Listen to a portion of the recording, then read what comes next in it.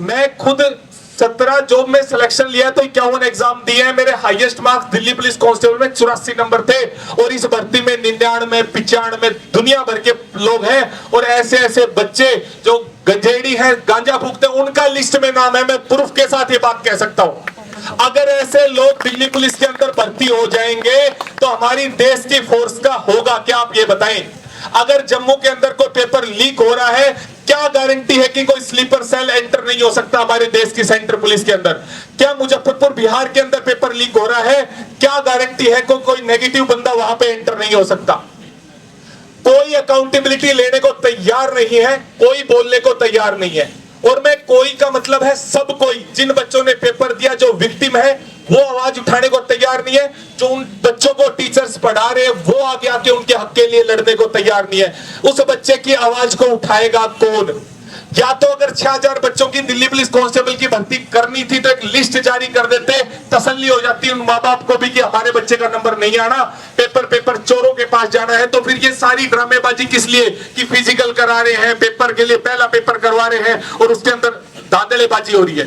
Paper leak को prove करने के लिए क्या चीज चाहिए? खुद सरकारी एफआईआर है इस भर्ती पे, 20+ एफआईआर है, कांस्टेबल पे, ड्राइवर पे, हेड कांस्टेबल पे, सीजीएल, सीपीओ सब के ऊपर एफआईआर है। उसके अलावा न्यूज़पेपर है, उसके अलावा स्कोर कार्ड है। स्कोर कार्ड के अंदर इस बच्चे के 95 नंबर है, उत्तर प्रदेश का बच्चा है, ये आईएमए वेल्लोर के अंदर पेपर देने गया है। जब एसएससी ने एग्जाम सेंटर चॉइस करने की हमें आजादी दे रखी है तो 1800 किलोमीटर ये बच्चा ऐसी तैसी करवाने गया था, 99 नंबर जिसके आ रहे। ये सीधा सीधा स्कैम है और इतना 1000 करोड़ का नहीं, कम से कम 4-5 हजार करोड़ का स्कैम है। तो 4-5 हजार करोड़ घूम कर रहे हैं। मैं सीधा ये बात बोल रहा हूं और मैं यहाँ किसी पार्टी के समर्थन में, किसी के विरोध में नहीं आया। मैं 4 महीने से आवाज उठा रहा था अपने YouTube प्लेटफॉर्म के माध्यम से, इंस्टा के माध्यम से। मैं अपनी आवाज को और बुलंद और लोगों तक पहुंचाने आया हूं कि सच्चाई को जानिए। जितना आप ऊपर से देख रहे हो इतना नहीं है, ये कीचड़ नहीं है, ये तो भाई सब कुछ तालाब ही खत्म कर दिया। और हो सकता है ये भर्ती प्रक्रिया इस तरीके से कराई जा रही हो, कल को लिस्ट में सब लोग बिल्कुल फिक्स लग रहे हो। जो लोग गरीब घर से आते हैं, दिल्ली पुलिस कांस्टेबल की भर्ती कौन देखता है? वो बच्चा जिसके माँ बाप या तो मिडिल क्लास फैमिली से है, किसान से है, या कोई रिक्शा चालक है, उनके बच्चे तैयारी करते हैं। तो अमीरों के बच्चे दिल्ली पुलिस कांस्टेबल की तैयारी थोड़ी करते हैं। और जो हमारे साथी पुलिस वाले भाई बहन बैठे हैं जो 22 की भर्ती में लग के आए, इनको भी मैंने पढ़ाया है, 20 की भर्ती में लग के आए हैं। ये अपने दिल से पूछ के देखिए, अगर 20 की भर्ती में, 22 की भर्ती में पेपर लीक हुआ होता तो क्या ये आज वर्दी पहन के यहाँ बैठे होते? आप अपने दिल से पूछ के बैठे। और सबसे बड़ी बात कि इसके ऊपर कोई सुनने को तैयार नहीं है। सब लोग सोच रहे हैं एजेंडा की बात नहीं है भाई। सरकारी तंत्र अगर खत्म होना शुरू हुआ, अगर सीपीओ के अंदर सब इंस्पेक्टर सब फर्जीवाड़े पेपर चोरा आ गए, दिल्ली पुलिस के कांस्टेबल के अंदर पूरी भर्ती लीक हुई, तो आने वाला टाइम ऐसा होगा, आप ऐसे लोगों से भिड़ रहे होंगे जो दरिंदे होंगे, जो पढ़ के नहीं आए, जिनके अंदर दिमाग नहीं है। तो सिस्टम को क्लीन करना पड़ेगा ऊपर से नीचे की तरफ। एक बार जोर से नारा लाओ, इंकलाब जिंदाबाद, इंकलाब जिंदाबाद। अब मैं आपको एक और फैक्चुअल बात बताता हूं। जो बंदा गिरफ्तार हुआ है उस बंदे ने खुद बयान दिया है कि मेरी 60 गांठ ऊपर तक है, 100+ लैब मैंने बनाई तो प्रोक्सी रूम मैंने बना दिया। प्रोक्सी रूम का मतलब क्या है कि भाई एक जैसे माइक यहाँ चल रहा है, एक माइक वहां आउटपुट दे रहा, तो एक माइक तीसरी जगह आउटपुट दे रहा, वो पहले से ही बना के रख लिया। अब करते रहो ड्यूटी, लगाते रहो चेकिंग, और स्लॉट बुक करवाए हैं बकायदा कि इतनी तारीख को इतने बजे पेपर होना चाहिए। क्यों भाई, इतना क्यों? हरियाणा यूपी का बच्चा तमिलनाडु के अंदर दे रहा, वेल्लोर के अंदर, जम्मू के अंदर पेपर देने क्यों जाएगा जब दिल्ली में एग्जाम सेंटर है? लेकिन ये सारे ना, जब हम कोर्ट में जाते हैं तो कहते हैं ये तो प्रूफ ही नहीं है, ये तो आपकी अपनी आइडियोलॉजी दर्शा रहे हो। प्रूफ क्या है? लोग मर रहे हैं, बच्चे सुसाइड कर रहे हैं, केस भर्ती के ऊपर एफआईआर हो रही है, 99 नंबर के स्क्रीनशॉट वायरल हो रहे हैं, लोग पीड़ित हैं, तो प्रूफ और क्या होता है? तो भाई ये चीज आपको समझनी पड़ेगी। अपने लिए आवाज नहीं उठाओगे तो कल को आपकी नेक्स्ट जनरेशन सफर करेगी। आप नहीं सफर करोगे, आपकी नेक्स्ट जनरेशन सफर करेगी। उनको सरकारी नौकरी नहीं मिल रही। सब लोग नीट के अंदर डॉक्टर फर्जी जाएंगे, कंफर्म है। और अकाउंटेबिलिटी तो कोई लेने को तैयार ही नहीं है। ये कह देते क्या फर्क पड़ता है जी? फर्क पड़ता है उस गरीब घर के बच्चे को जिसने 1 साल 1 लाख रुपए केसीसी लोन से निकाल के अपने माँ बाप को सपने दिखाए थे कि मैं अगले 1 साल में भर्ती निकाल दूंगा और वर्दी लेके जाऊंगा। फर्क पड़ता है जब एक बंदा मरता है, उसकी आत्मा मरती है कि मैंने मेहनत करी, जी तोड़ मेहनत करी और पेपर चोरी हो गया। फर्क पड़ता है उस घर के एक चिराग से जिसने मेहनत करता तो एक छोटा बच्चा, वो 20 साल का 21 साल का अगर नौजवान नौकरी लगता तो पूरे घर को पूरे समाज को आगे लेके जाता। लेकिन उसी समाज से एक दूसरा पेपर चोरी करके नौकरी लगता है, वो पूरी समाज को ठेंगा दिखाता है कि देख लो आवारागर्दी करता था, नहीं पढ़ता था, राज लग भी गया।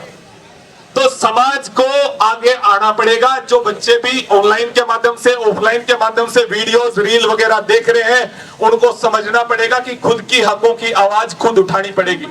हमने एक बात सीखी थी स्कूल में कि उसूलों पर आ जाए तो टकराना जरूरी है, अगर जिंदा हो तो जिंदा नजर आना जरूरी है। और सबसे बड़ी बात, बहुत लोग ये सोचते हैं कि हम कब तक लड़ाई लड़ेंगे, कुछ नहीं होने वाला, कुछ नहीं होने वाला। अगर यही मानसिकता रखोगे ना तो जिस दिन तुम्हारी गाल पे चाटा पड़ेगा ना, जिस दिन तुम विक्टिम होगे ना, उस दिन दूसरा बंदा खड़े होके बोल रहा होगा कुछ नहीं होने वाला भाई।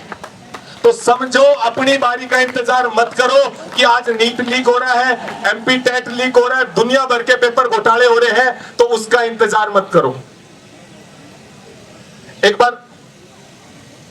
बार जोर से एक बार नारा और लगाएंगे ताकि आपकी एनर्जी भी यहां एक बार दिखे। गर्मी है समझ रहे, लगातार बैठे हैं। इंकलाब जिंदाबाद, इंकलाब जिंदाबाद, इंकलाब। और एक 2-4 चीजों पे मैं और बात करना चाहता हूं।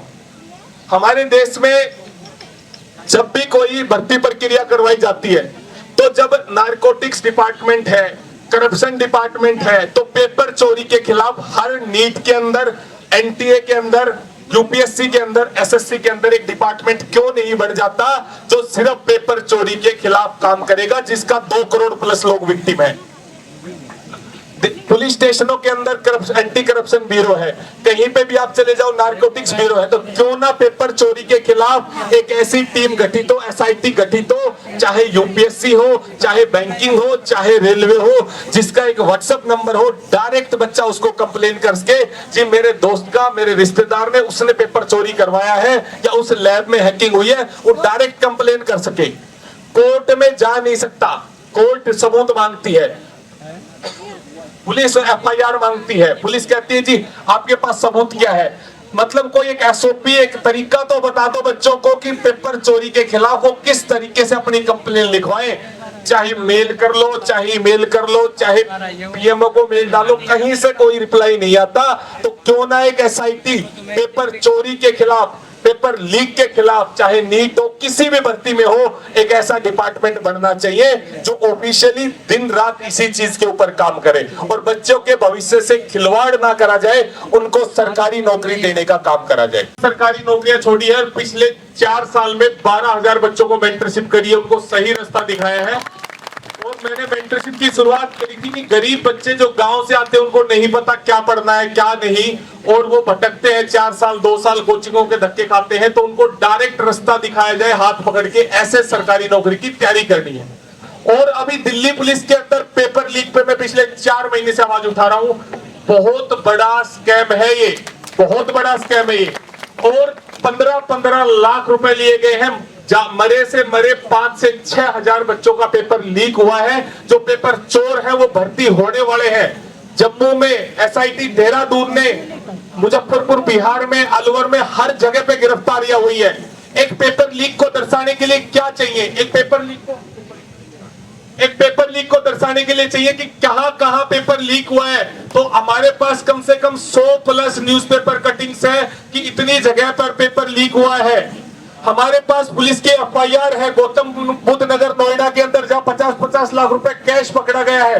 एसआईटी देहरादून ने खुद एक ऐसा बंदा पकड़ा है जिसने कहा है कि मैंने एडिक्विटी की लैब्स बनाते वक्त 100 प्लस प्रॉक्सी रूम्स बना रखे हैं। तो जो बच्चे तैयारी कर रहे हैं ना भाई, घरों से तैयारी करते रहना, इन्होंने पहले ही सर्वर हैक कर रखे हैं और बाहर से ही पेपर सोल्व होता है और आप लोगों की आंख खुल जाएगी। और इस मांग को मैं चाहूंगा इस मंच से भी आवाज मिले कि कैसा पेपर चोरी के खिलाफ हो। ठीक है, बाकी मैंने अपने विचार रखे और बहुत अच्छा है जो लोग आए हैं, एटलीस्ट आप जिंदा हैं, खुद की आपको पीठ थपथपानी चाहिए कि आप आए हैं।